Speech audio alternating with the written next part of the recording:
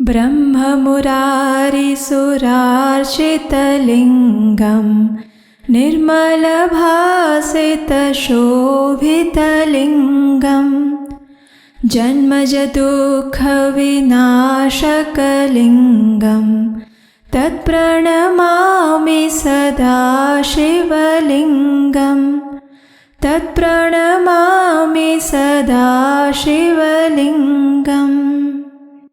भगवान शिव को समर्पित इस महाशिवरात्रि पर्व की आप सभी को बहुत सारी शुभकामनाएं। भगवान शिव आपके जीवन में मंगलता, शुभता, पवित्रता और भक्ति प्रदान करें, यही प्रार्थना हम करते हैं। वर्ष में सिर्फ एक बार आने वाला ये महाशिवरात्रि का महापर्व मनुष्य के जीवन में आध्यात्मिक उन्नति प्रदान करने वाला श्रेष्ठ अवसर है। इस दिन की गई भगवान शिव की पूर्ण श्रद्धा युक्त पूजा, आराधना और सेवा द्वारा वे अत्यंत प्रसन्न होते हैं। महाशिवरात्रि का पर्व भगवान शिव और माता पार्वती के विवाह प्रसंग के साथ भी जुड़ा हुआ है। ये वही रात्रि है जब भगवान शिव और माता पार्वती का विवाह हुआ था।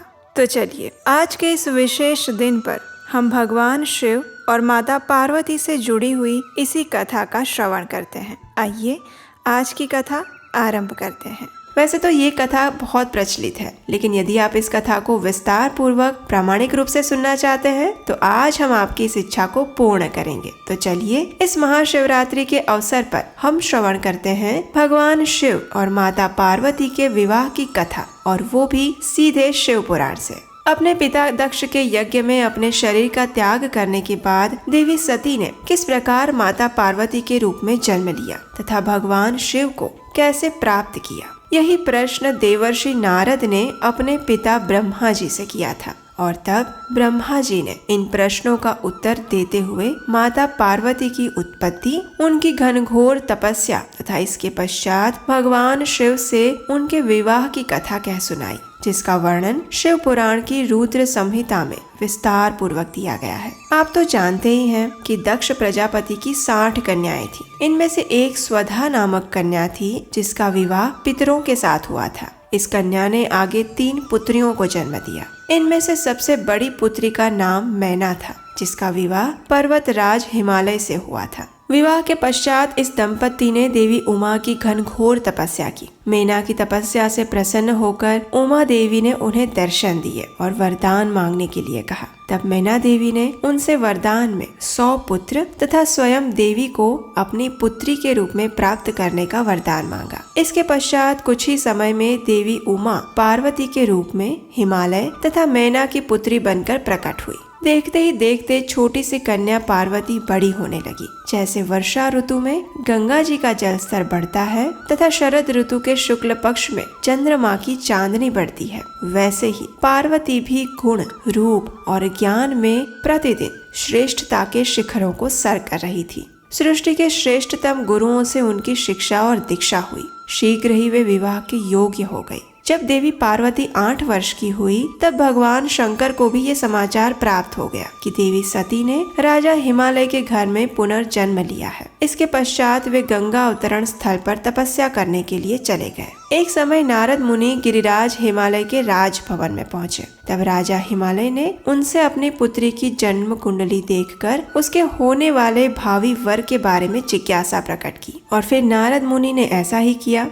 देवी पार्वती की जन्म कुंडली देखकर नारद मुनि ने उन्हें बताया कि उन्हें ऐसा पति प्राप्त होगा जो कि महायोगी, निर्गुण और निष्काम होगा। उसका कोई संबंधी नहीं होगा। वह वन में निवास करेगा और सदैव अवधूत के समान विचरण करेगा। भूत, प्रेत तथा पिशाच उसके अनुयायी होंगे। उसे अपने मान सम्मान की कोई परवाह नहीं होगी। वो हमेशा अमंगल वेश धारण करेगा। नारद मुनि के मुख से ऐसी भविष्यवाणी सुनकर हिमालय तथा मैना देवी का हृदय दुख से भर गया। लेकिन देवी पार्वती मन ही मन जानती थी कि उनका होने वाला वर और कोई नहीं अपितु भगवान शंकर स्वयं है। नारद मुनि के समझाने के बाद राजा हिमालय अपनी पुत्री का विवाह भगवान शिवजी से करने के लिए मान गए। लेकिन फिर उन्हें स्मरण आया कि भगवान शिव ने तो ये प्रतिज्ञा ली थी कि वे देवी सती के सिवा किसी अन्य स्त्री को कभी स्वीकार नहीं करेंगे। इसके उत्तर में नारद मुनि ने बताया कि उनकी पुत्री पार्वती देवी सती का ही पुनर्जन्म है।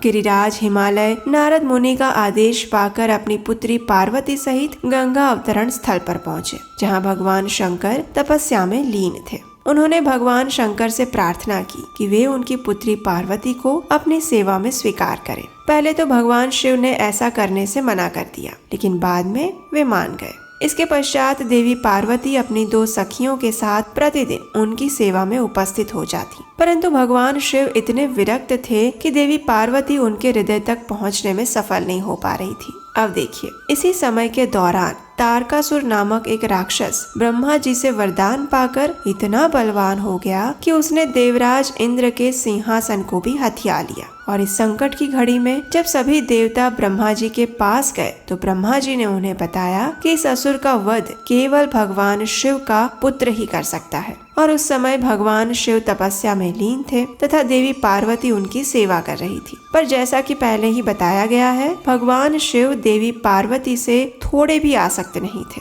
तब ब्रह्मा जी ने देवताओं से कहा कि वे कुछ ऐसा उपाय करें कि भगवान शिव तथा देवी पार्वती का विवाह हो सके तथा उन्हें एक योग्य पुत्र की प्राप्ति हो सके, जो कि तारकासुर का वध करे। तब देवताओं ने कामदेव को भगवान शिव के मन में देवी पार्वती के लिए प्रेम का बीज बोने के लिए भेजा, लेकिन महादेव ने अपने तीसरे नेत्र से कामदेव को ही भस्म कर डाला। इसके बाद महादेव अंतर ध्यान हो गए। कामदेव को इस प्रकार मृत्यु को प्राप्त हुआ देखकर देवी पार्वती अपनी दोनों सखियों के साथ अपने पिता के घर वापस लौट आई, परंतु उनके हृदय में भगवान शंकर के विरह की पीड़ा रह रहकर उठ रही थी। एक दिन नारद मुनि जब राजा हिमालय से भेंट करने आए तो उन्होंने देवी पार्वती को पंचाक्षर शिव मंत्र देते हुए उन्हें तपस्या करने के लिए कहा। नारद मुनि ने देवी पार्वती को बताया कि उन्होंने बड़े गर्व के साथ भगवान शंकर की सेवा करना शुरू किया था और उनके गर्व का भंजन करने के लिए ही भगवान शिव ने कामदेव को भस्म करने की लीला रची थी। इस प्रकार अब उन्हें तपस्या करके भगवान शिव को प्रसन्न करना होगा। तो अब तपस्या का निश्चय करके देवी पार्वती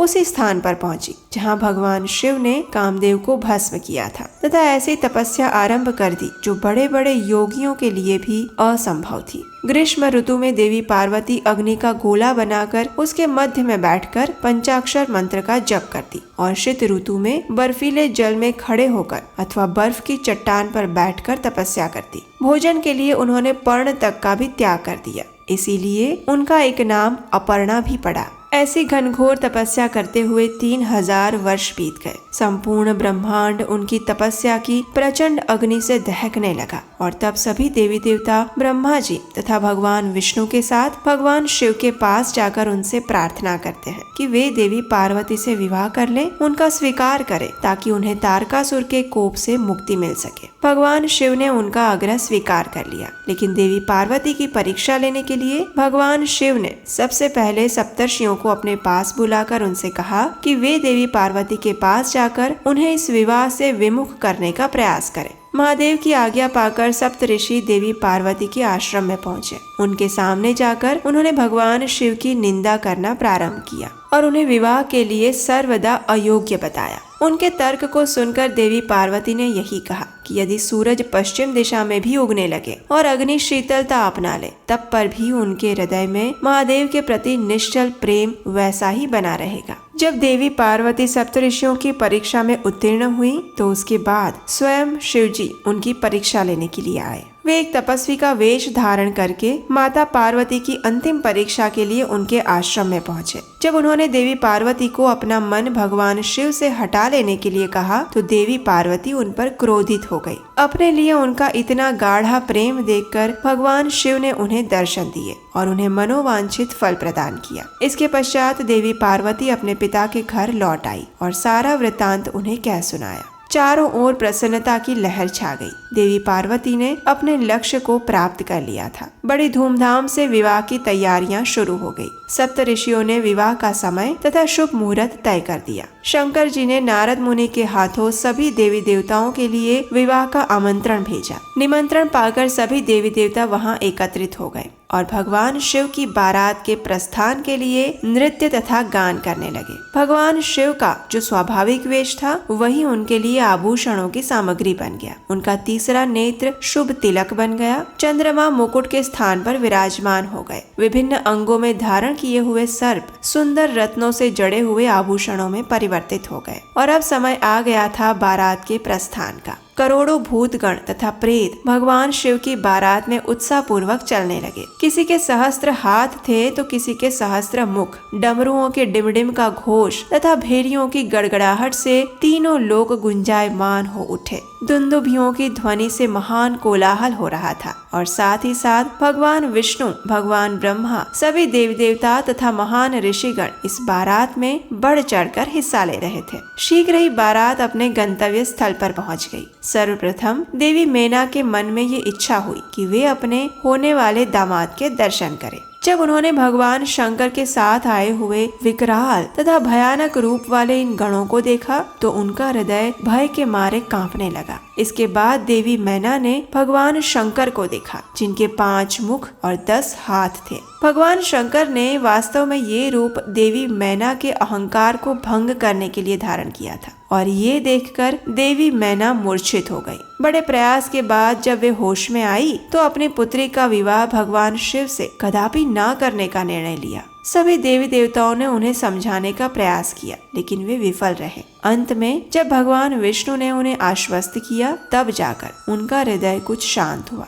जब भगवान शंकर ने देखा कि देवी मैना का हृदय अहंकार से मुक्त हो चुका है तब उन्होंने परम आनंददायक तथा अत्यंत मनमोहक रूप धारण कर लिया, जिसे देखकर देवी मैना को अत्यधिक प्रसन्नता और संतोष हुआ। विवाह समारंभ आरंभ हो गया। सर्वप्रथम सुंदर वस्त्र तथा आभूषणों से सुशोभित देवी पार्वती और महादेव को विवाह वेदी पर बिठाया गया। सभी रीति रिवाज के होने के पश्चात राजा हिमवान ने महादेव को अपनी कन्या का दान दिया। उसी समय महान उत्सव के साथ परम मंगल मनाया जाने लगा। गंधर्व मधुर गीत गाने लगे और अप्सराएं मनमोहक नृत्य प्रस्तुत करने लगी। तीनों लोकों में शिव तथा शिवा की जय जयकार होने लगी। हिमालय ने अपनी पुत्री को दहेज में 1 लाख गौवें, 1 लाख घोड़े, करोड़ों हाथी तथा रथ दिए और इस प्रकार महादेव शिव तथा देवी पार्वती का शुभ विवाह संपन्न हुआ। तो महाशिवरात्रि के पावन पर्व पर ये थी भगवान शिव और माता पार्वती के शुभ विवाह की कथा। अगर आपको ये कथा सुनना अच्छा लगा है और अगर आप ऐसी ही अन्य कथाओं को बनाने में हमारी सहायता करना चाहते हैं तो स्क्रीन पर दिए गए नंबर पर आप हमें अपना आर्थिक योगदान भेज सकते हैं। आप सभी को महाशिवरात्रि की हार्दिक शुभकामनाएं।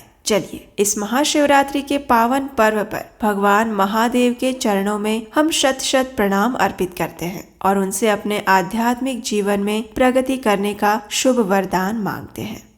वंदे देव उमापतिं सुरगुरुं वंदे जगत्कारणं वंदे पन्नगभूषणं मृगधरं वंदे पशूनां पतिं वंदे सूर्यशशाङ्कवाहनिनयनं वंदे मुकुन्दप्रियं वंदे भक्तजनाश्रयं च वरदं वंदे शिवं शङ्करम्। हरे कृष्ण।